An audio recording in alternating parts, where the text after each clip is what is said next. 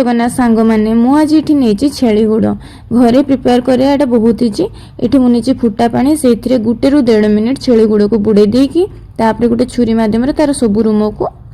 पूरा चांची नेनी तापर से छुरी मध्यम जो खुराटा को हल्का टिके एकुड़े देने से खुरा उठीज आउ जेते रूम पानी रे गरम पानी रे जेते ये कले भी रूम टिके टिके रही जाए से मुझे निआरे सेकी देछि जो द्वारा कि जो टिके टिके रूम थाए सेटा पूरा पुड़ी जीव आ गुड़ पूरा आमर परिष्कार हो जीव। एठी मु सबुआ गुड़ को पुड़ी नहीं तापर पुड़ी सारा पर ये गोटे स्क्रबर नहीं स्क्रबर मध्यम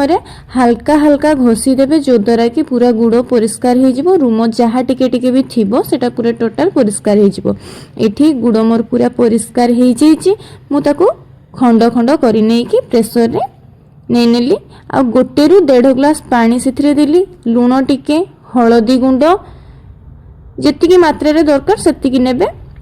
एठी सोरसो तेल अल्प टिके नेछि तापरे सीम आंचरे 7 रु 8टा सीटी मारदेबे जो द्वारा कि पूरा एटा सिझी जीवो। तापरे कड़ाई गरम करके सोरसो तेल नेछि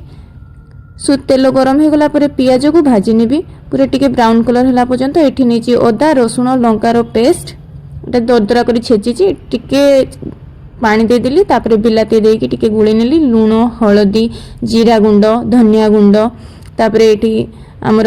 जहाँ जहाँ मसला दरकार चिकेन मसला मीट मसला ये सब पकई नीची एटा होची नीची गोलमरीच गुंड ता सहित धनिया पत्र गोलमरीच गुंड दबा द्वारा हमर जो छेली गुड़र टेस्ट बहुत भल आसे। तापरे मसलाटा को भल से कषि नेबे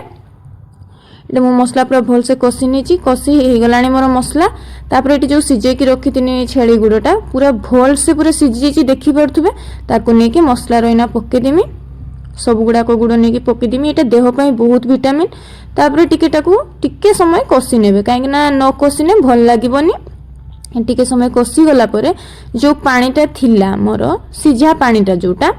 सेटा को मु ढाली नेमी आउ हल्का टिके पानी अध गिलास मात्र के पानी मुझे आड करिछि आपण माने आड न कले भी किछि असुविधा नहीं। तापरे फुटिया पाई छाड़ी देली एठी मोर रेडी हो जाइछि छेली गुड़र मसला तरकारी ता सहित भात लेंबू लंका पियाज दही बुंदी रायता ता संगे बिलाती खट्टा आपण माने निहाती ट्राई करंतु घरे ए छेली गुड़ बनिया पे देह पे एटा बहुत भलो।